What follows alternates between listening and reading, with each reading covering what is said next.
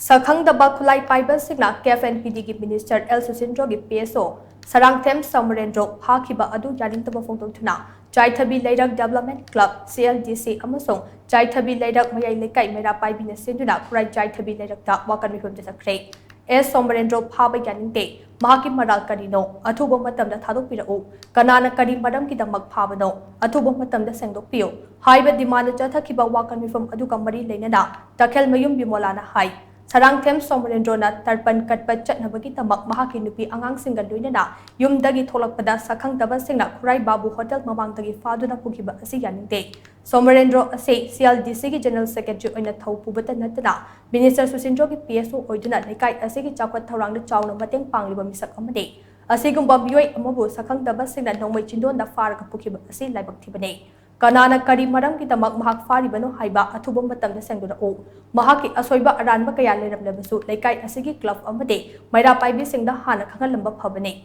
mahaka nungainadaba leirabasu Leikai amadi club ki miyam ka luinana puna phaminaduna wari sanase Athubada matamda condition amate yaudana Somarendro thadorakadabane karigumba thadoraktaba tarabade tongan makhongjang kaya changsilakani haina mahakna makha takhe wakat meepham aduda micham phaba yaningde Athubada Somarendro tekta kaidana thadokpiyo haina thaba pekat kaya sizinakhe